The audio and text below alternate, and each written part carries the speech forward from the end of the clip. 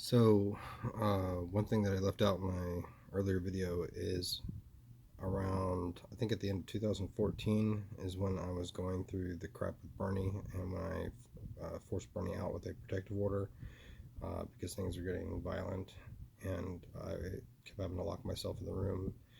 Um, After he moved out, I got contacted by a cop, or someone pretending to be a cop. He identified himself as Marc McLeod.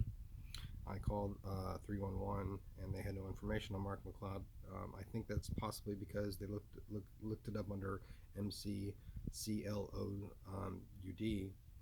and I don't think they checked under this name. But he gave his badge number as 7091, and he kept saying, "I'm in the system now." Like I'm in there. And when I called him back, um, after he left a message saying that it was a police matter or something like that. He said, "Oh, I didn't need to talk to you anymore," uh, and he was acting kind of weird. And he acted kind of weird too when I told him that 311 said that there wasn't a cop with Marc McLeod. And unfortunately, they can't look up people by badge numbers in 311, which should be something that they change. Then there was some like flirtation going over text messages with this person. Um, in 2015. Um, he was flirting with me. I was flirting with him back. Um, at times I thought I was being set up, and I was like, I don't know if this is going to be a win-win or if you're like setting me up, but he was acting like he was going along with it. And here's text messages. There's my old address, my old phone number, and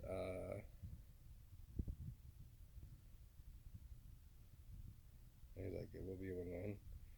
And that's the phone number that he called from. 666, kind of ominous. But the strange thing is that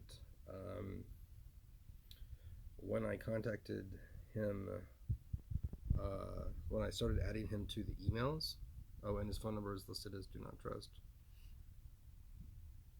But when I started contacting him, at the end of 2018, I added him. I copied him, his police address, his police email, his AUSPS, whatever it is, .org email address.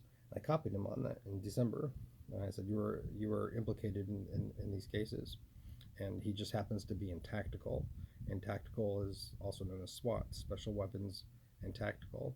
Special weapons would be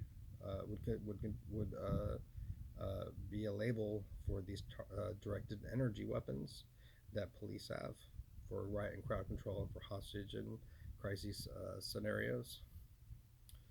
And he stopped responding to me. I don't know if he has that number anymore, but there it is, 512-666-0273. I don't know if it was someone posing as him, but the strange thing is that in January, when I continued trying to follow up with police chiefs and the detectives and everyone in between that continued to ignore me,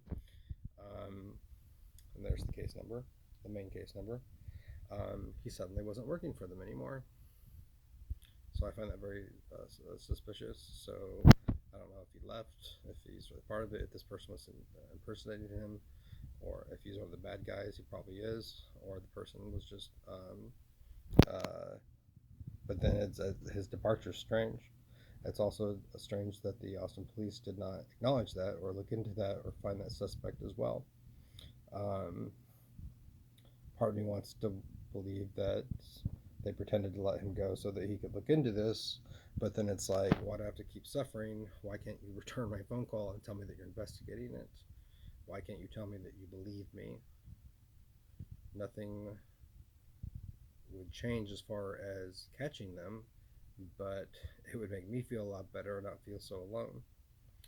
But I have no idea if he's part of the group or not, but it kind of makes sense. But it's either someone impersonating him. I'm certain that this number has something to do with it, and it's something that the FBI will hopefully be looking into.